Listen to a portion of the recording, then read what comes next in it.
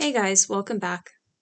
I recently came across an article detailing flaws on SafeSport, USAG, and defining what is deemed abuse and what isn't.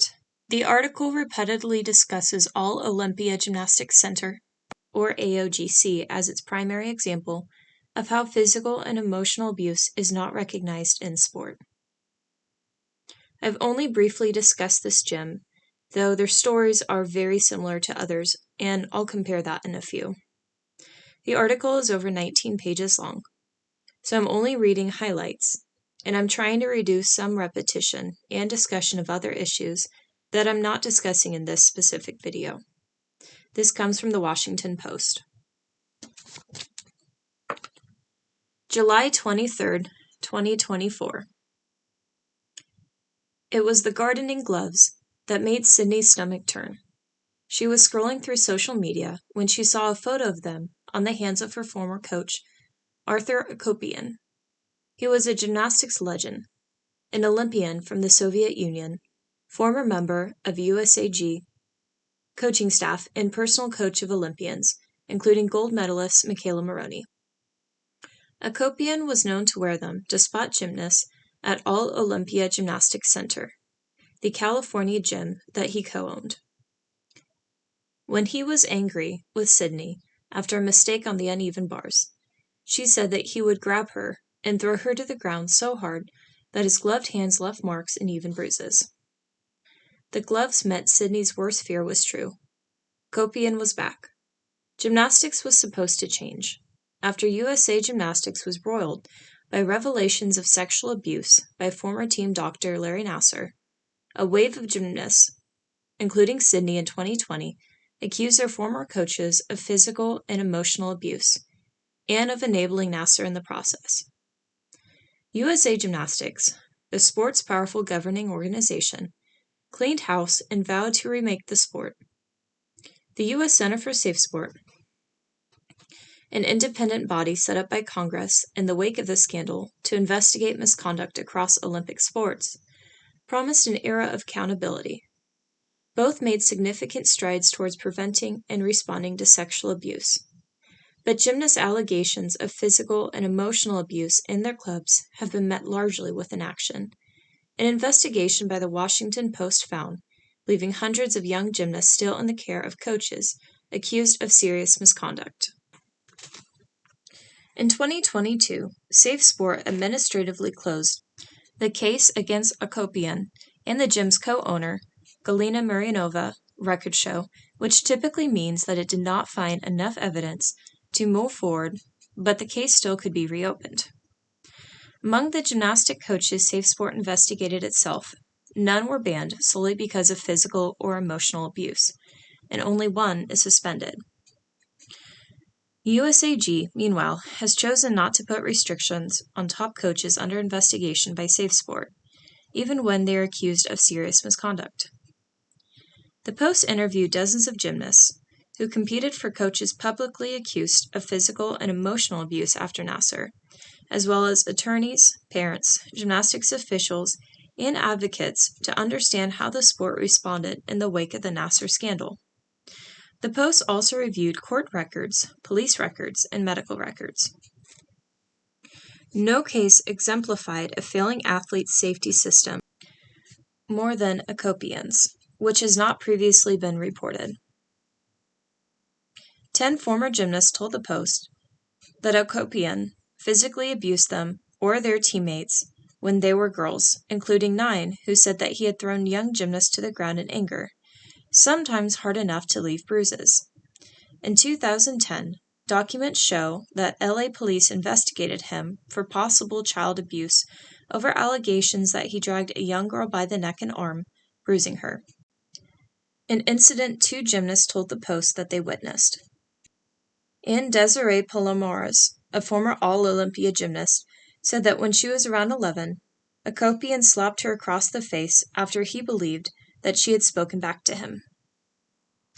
Gymnasts also said Akopian was emotionally abusive, screaming, degrading them, and mocking their injuries.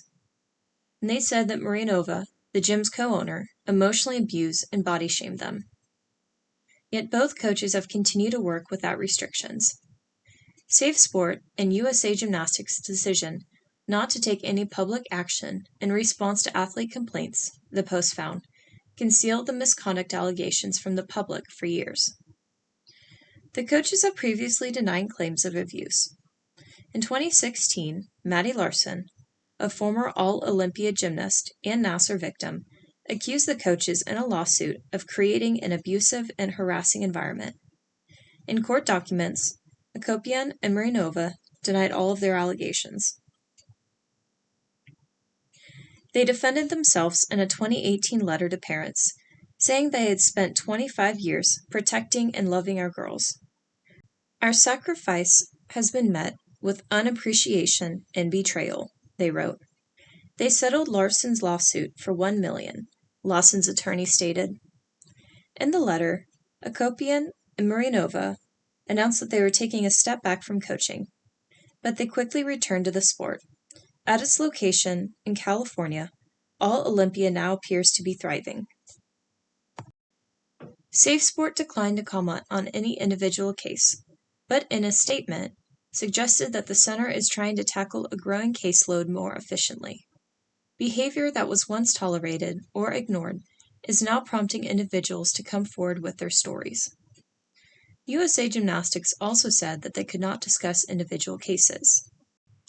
A spokeswoman said that the organization has made strides towards cultural reform, especially at the national team level, but overhauling its sexual assault reporting process has created an athlete bill of rights and elevated Nassar survivors in leadership with advisory roles.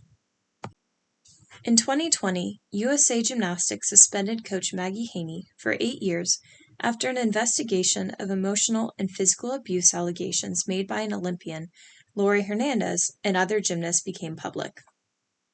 But Haney was not just the first coach of recent U.S. Olympians or alternates to be penalized for emotional and physical abuse. She was also the last. A string of other prominent coaches faced SafeSport investigations for emotional and physical abuse allegations. SafeSport's 2022 investigation of Valery Lyukin, father of Nastya Lyukin, and once USAG's national women's team coordinator, is still open, according to someone who was recently briefed on the case. So is the investigation of Chi Han, who was accused of kicking an injured gymnast at a meet. SafeSport database shows. The investigation it launched into Al Fong is also still open. Fong told the Post after he was the subject of physical and emotional abuse complaints in June of 2020. SafeSport has not issued public findings against any of these coaches, and only one, Han, is subject to any temporary restrictions while its investigation is ongoing. In its statement, SafeSport said it recently had begun prioritizing cases open longer than 2 years, which would include some of these gymnastic coaches. The organization said that I identified more than 120 such cases, roughly 1/3 of which it had resolved since December. Federal law limits governing bodies from investigating or disciplining accused coaches while SafeSport investigates, but governing bodies are allowed to impose safety plans, such as banning unsupervised contact with athletes. There are no safety plans in place for any of these prominent coaches whom SafeSport investigated, aside from Han, according to USA Gymnastics Registry of Suspended and Restricted Coaches.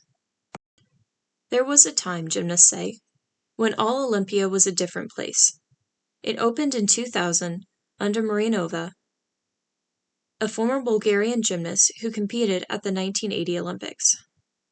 She played music and allowed the girls to make up their own routines. In the summer, gymnasts said, there were workouts at the beach and ice cream on the way home. Championship banners accumulated on the walls. But as the level of gymnasts increased, so did the intensity. Marinova shunned college gymnastics, several gymnasts said, labeling those who went to the NCAA ranks as failures. Instead, she wanted gymnasts on the elite track, the sport's demanding upper echelon that could eventually lead to the Olympics. Akopian joined All Olympia full-time around 2004 to train Olympic hopefuls. He had been a groundbreaking and powerful vaulter for the Soviet Union, scoring 3 perfect tens in the 1981 World Championships, before he emigrated to the United States and began to coach vault for USA Gymnastics national team. Marianova was known for her ballet-like artistry, Akopian for his power and technicality. Together, they demanded perfection. Perfect conditioning, perfect lines, and perfect appearance, which meant not wearing shorts, even during training. Their leotards were beautiful and elaborate, but their behavior, gymnasts said, was expected to be robotic. In my eyes, they're freaking geniuses, said Veronica Holtz, a former junior national team member who competed at All Olympia. They coached the way they did, Holtz said, because they saw the results it produced. We were incredible. Arthur was like a god to me, said another gymnast, who now competes in college. Like others, she spoke on the condition, anonymously, to avoid retribution in the tight-knit world of competitive gymnastics. When he loves you, you're the most incredible, beautiful angel in the whole world.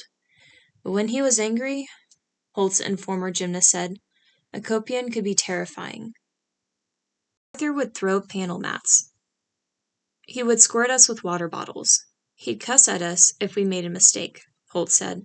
I hated it. I used every excuse in the book not to go to the gym. You're constantly in fear.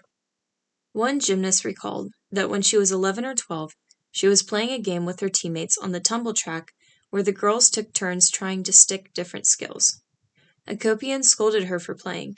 Yes, she remembered replying, but it's a sticking game. Akopian slapped her across the face.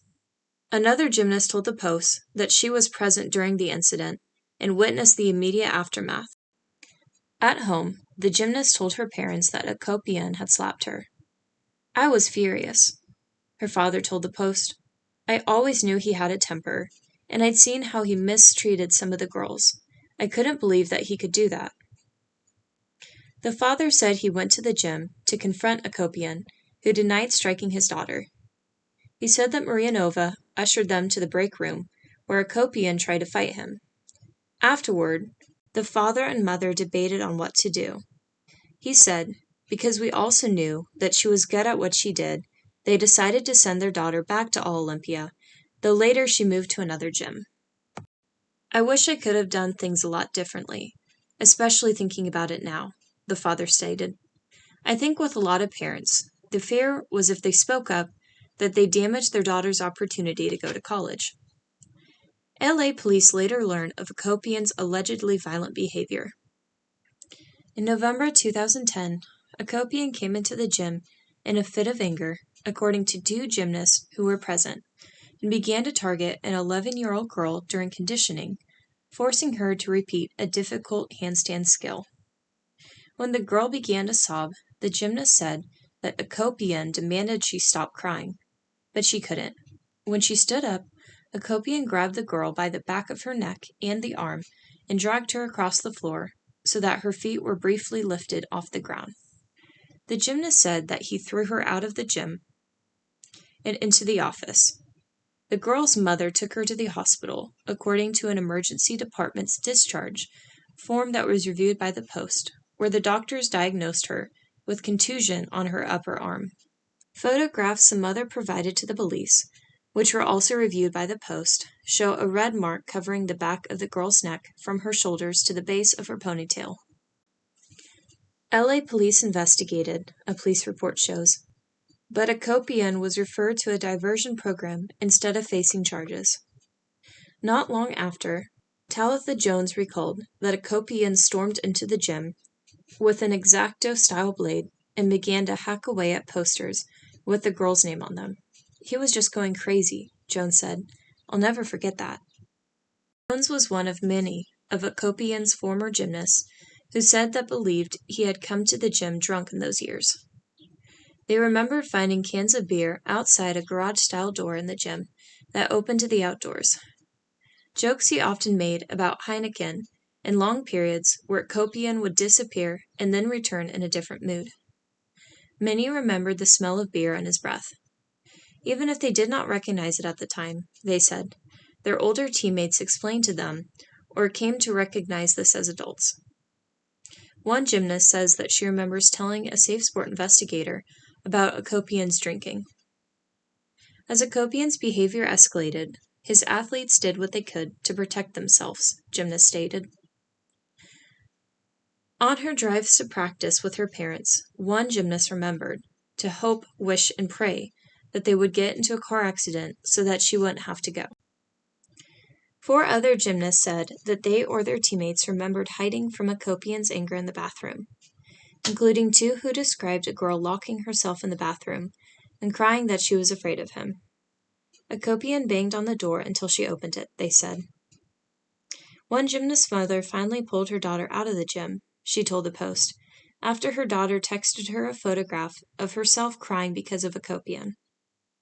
4 women said that they believed Akopian acted inappropriately with them by patting or pinching their bottoms and commenting on their bodies in ways that made them uncomfortable, as children and even more accurately, as adults.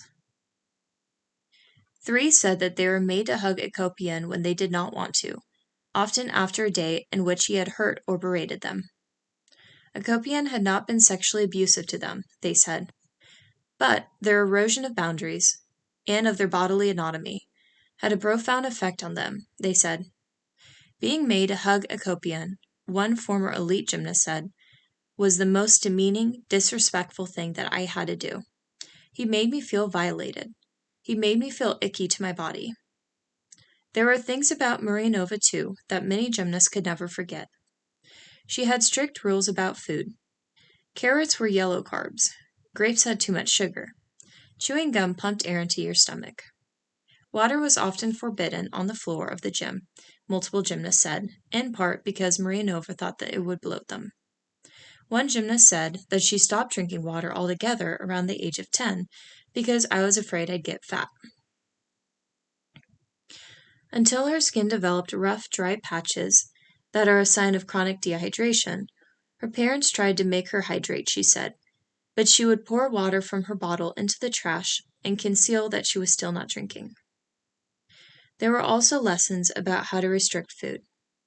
If you want a bite of a cupcake, you can taste it and then spit it out, 2 gymnasts said Marianova told them when someone brought in birthday treats.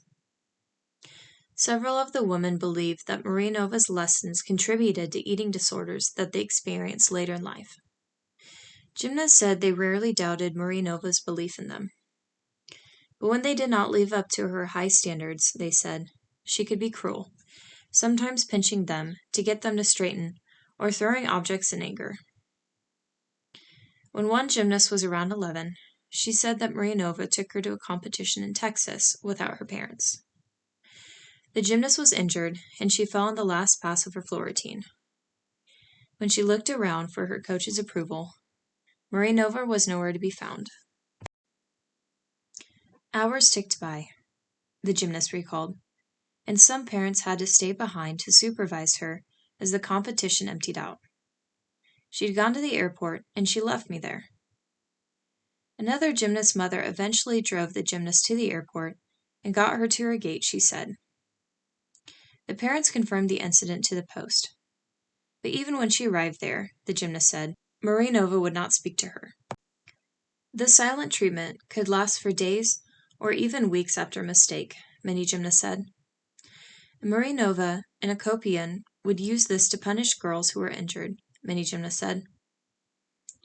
One gymnast recalled them forbidding her from talking to teammates who were sitting out with injuries, asking, do you want to be lazy like them? When gymnasts fell and hurt themselves, gymnasts said, Marianova and Akopian would often simply turn their backs and walk away. Leaving All Olympia, though, did not feel like an option. There was a huge stigma of quitting and being a quitter, and not being able to handle it, one gymnast said. When girls left, she said, Akopian and Marianova would criticize them personally. They would say that you are a weak person if you left. At the 2012 Olympics in London, Maroney's near-perfect vault earned her the highest score of any female gymnast at the Games. After she landed, the 16-year-old ran directly into Akopian's arms. 4 years later, she announced her retirement in 2016. Maroney praised Akopian and Murray-Nova's coaching in the Gymcastic podcast. But they were, she said, part of why she was leaving the sport. Arthur changed my gymnastics, and I'm so forever grateful for that, she said, but mentally, they just messed me up. In response, Akopian and Murray-Nova were dismissive, even defiant.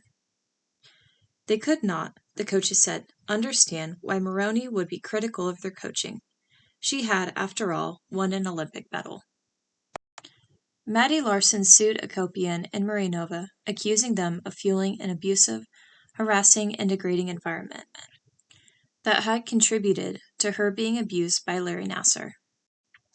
In 2022, emails show that SafeSport closed the case administratively, ending its investigation. SafeSport had come under fire for high numbers of administrative closures, which allow the center to claim that has resolved the case while reserving the right to reopen the investigation if new evidence arises.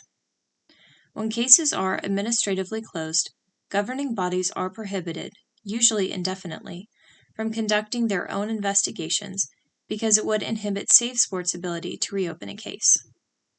The SafeSport investigator told one of the gymnasts that it could not substantiate her case. Not enough women, he said, wanted to talk. It was parents who begged Murray-Nova and Akopian to return to coaching.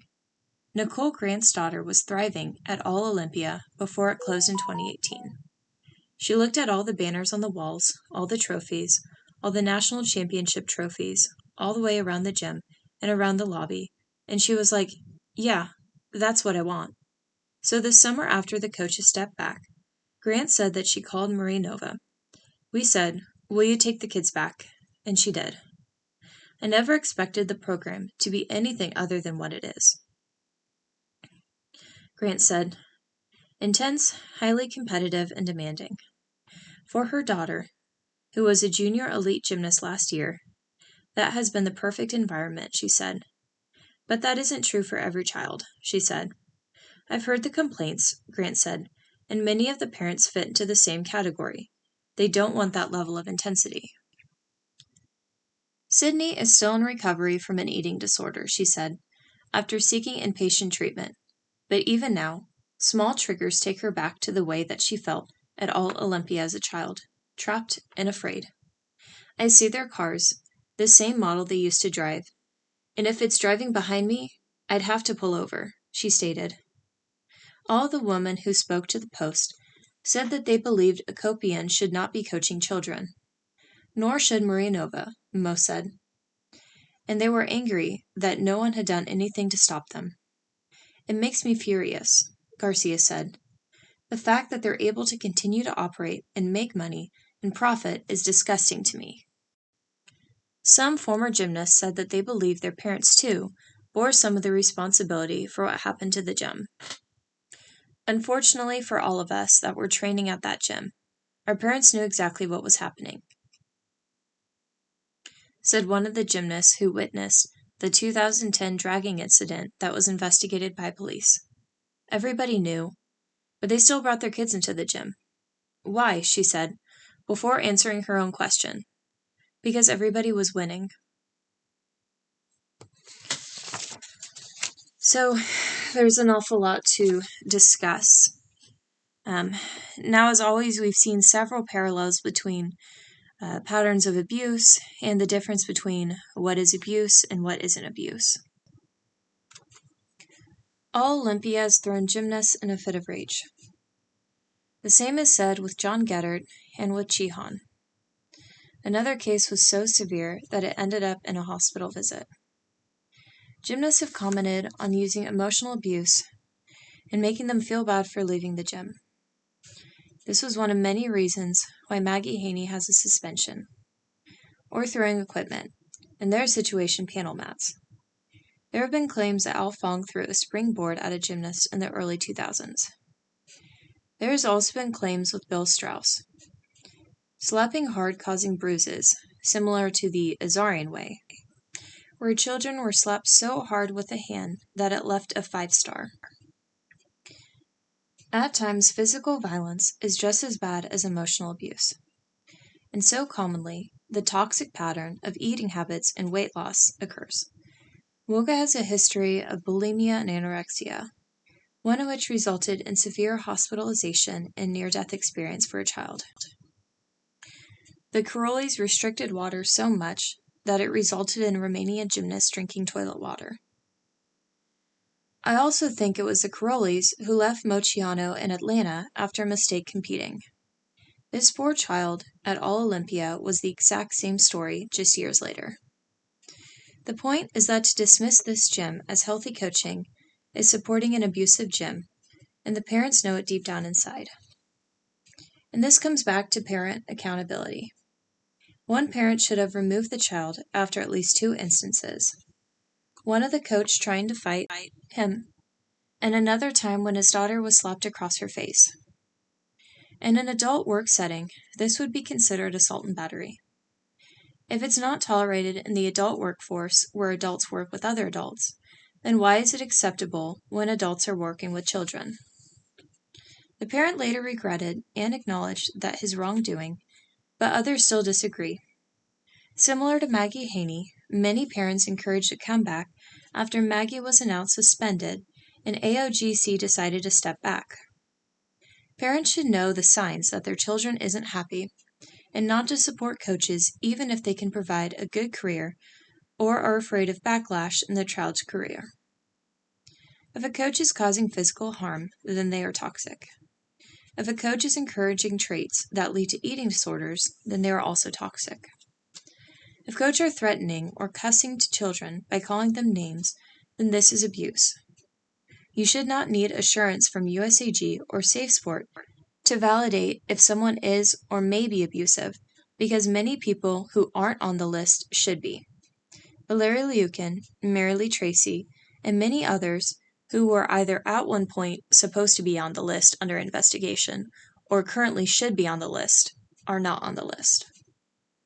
The Karolis, who some people still support, aren't on the ban list, even though they caused more injuries and eating disorders than probably any coach in America. They also enabled Larry Nassar. To date, they have to be in the top 5 of worst coaches in FIG, yet they haven't even been punished for their actions. Maggie Haney could have been classified as a scapegoat, and with Jihan, a less relevant coach elite-wise, one has to wonder why he's reappeared in the spotlight while others haven't received the same restrictions. It's interesting how SafeSport claimed that they're trying to handle cases in under 2 years. John Holman is on the list, and after retirement since 2019, that's almost 5 years. To make a statement like this is a lie to the database and to the victims who filed a report to the organization. Somebody who made a report 5 years ago in 2019, long enough for him to retire. And lastly, why isn't physical and emotional abuse not as serious as sexual abuse? Even before Nassar, when the ban list was established in the early 90s, we only saw sexual abuse if convicted. To date, there is only a handful of people on the ban list who did not possess child porn or molest a child. 2 of them are still related to allowing or failing to report sexual abuse, and it's only because it was related to Nassar. In fact, the only person I can think of was a female who lied about a cancer diagnosis in order to collect money from gymnastic members to help pay for her medical bills. There are several people who should be on the list for issues not related to sexual abuse or owning child pornography. It shouldn't just be one person. SafeSport has improved in some aspects when you compare to 2018's problematic year. Although they have made some strides, they still have a way to go, and a big step is realizing that physical and emotional abuse can be concerning enough to earn more than a temporary suspension. If a gymnast is being hit after failing to perform a skill, then that's enough to investigate with potential ban. But SafeSport never investigates with the thought of a ban as a possible solution. A suspension is usually the only resolution, if found guilty of said abuse. The same can be said with emotional abuse.